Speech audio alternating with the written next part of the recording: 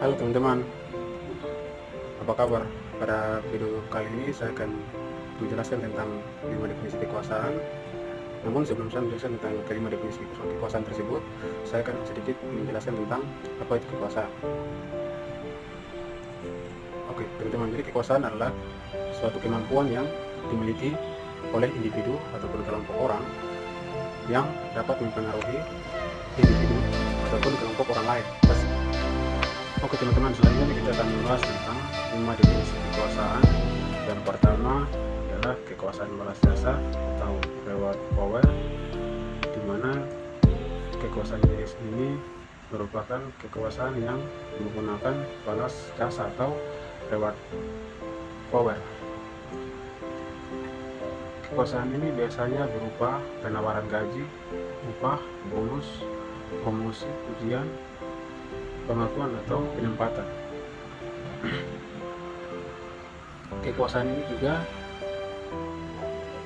dapat diberhentikan atau ditarik kembali apabila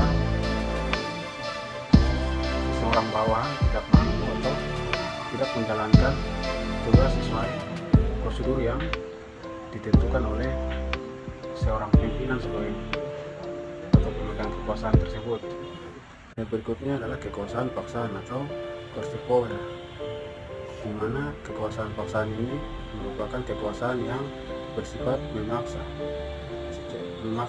apabila seorang bawahan atau anak buah tidak mengikuti sesuai dengan instruksi dari seorang pimpinan, maka akan diberikan. Yang berikutnya kekuasaan selanjutnya adalah kekuasaan rujukan atau reference power, di mana kekuasaan ini seorang pimpinan yang memiliki satu kekaguman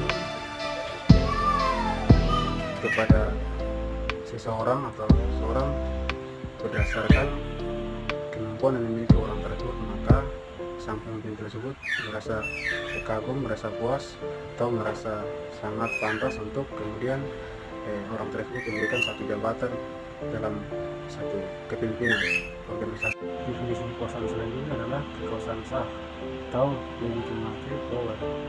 Kekuasaan ini berasal dari posisi resmi yang dijabat oleh seseorang, baik itu dalam suatu organisasi birokrasi ataupun pemerintahan. Kekuasaan sah ini juga adalah menandakan seseorang yang memiliki posisi bagaimana berwenang untuk mengatur dan bawahannya berkewajiban untuk mengikuti sesuai dengan instruksi yang diberikan oleh pimpinan, yang dimana telah secara sah dia diangkat menjabat dalam satu organisasi bebas apapun pemerintahan tersebut. Dan definisi kekuasaan yang terakhir adalah kekuasaan keahlian atau expert power. Kekuasaan ini dimana kekuasaan yang dimiliki oleh seseorang yang dipercayakan langsung untuk dapat memimpin suatu posisi. Misalnya seseorang yang dilihat berdasarkan keahliannya kemudian dipromosikan menjadi satu pimpinan, misalnya direktur mempromosikan dia sebagai manajer. Semua itu dilakukan karena pimpinan satu birokrasi organisasi tersebut melihat bahwa dia mampu untuk menempati posisi tersebut berdasarkan keahlian yang sudah dilihat oleh pemimpinnya. Misalnya sebelumnya dia adalah kerja seperti dia memiliki suatu keahlian, maka dari keahlian biasa dia dipromosikan menjadi seorang manajer.